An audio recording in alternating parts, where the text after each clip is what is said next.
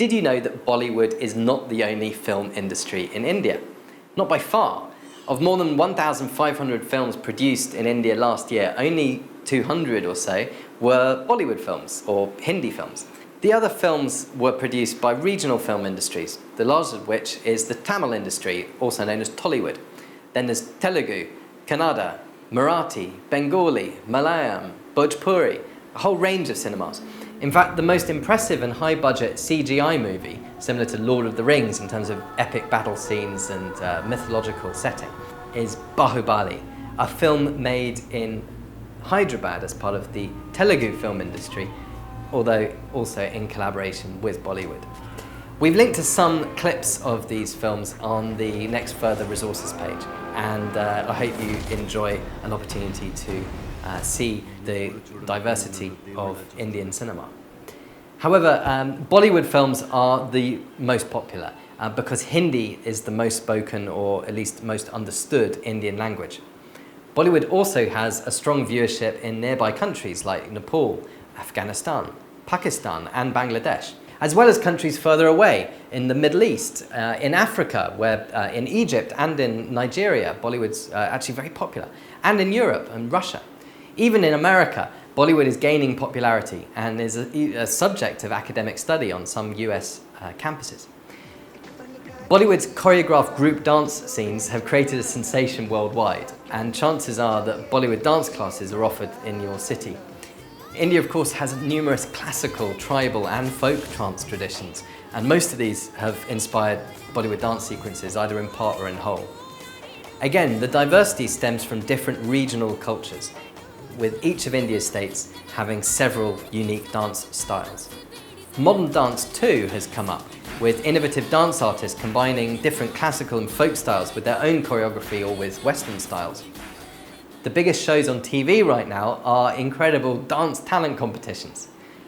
Simon Cowell hasn't left out India too, though unfortunately he doesn't appear on any of the shows. There is an Indian version of American Idol called Indian Idol, and there's also an India's Got Talent. All of the traditional Indian dance styles include their own types of costumes, ranging from the lenga, choli and dhoti, worn for Kathak dance, performed in several states of northern India, which somewhat resemble daily wear, to the large constructed costumes and multi-layered makeup of Kathakali performed in the southern state of Kerala.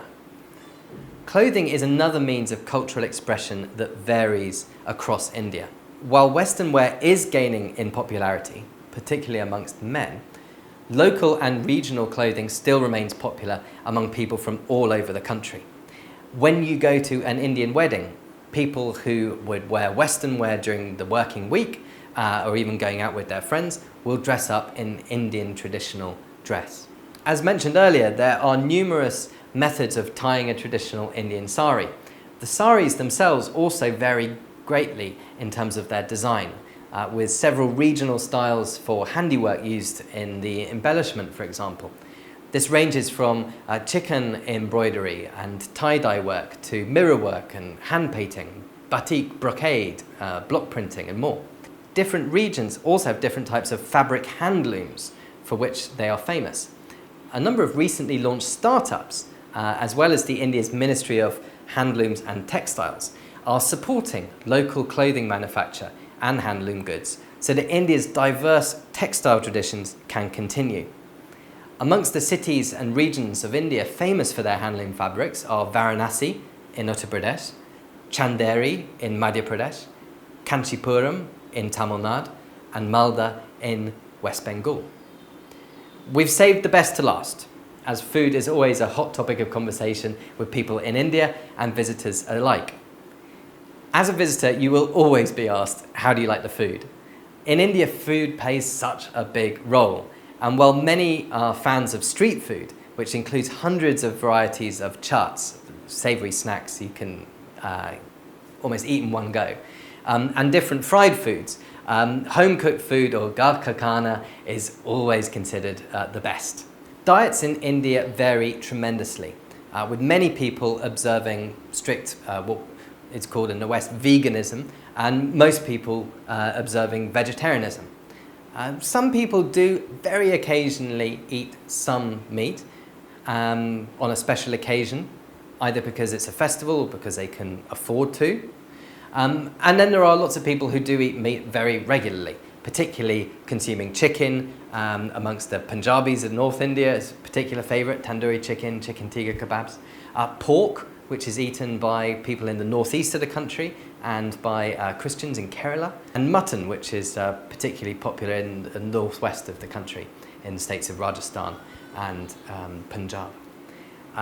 Mutton is normally actually not sheep in India, but actually goat. Buffalo beef is also eaten by the Muslim and the Christian communities. Jain communities refrain from eating meat and eggs altogether and also avoid eating onions, potatoes, brinjal, with eggplant, aubergine, and even garlic, as well as other root vegetables. The reason being that when you take out an onion or a carrot from the ground, you are actually killing it, as opposed to plucking a fruit or taking the grains from rice or wheat.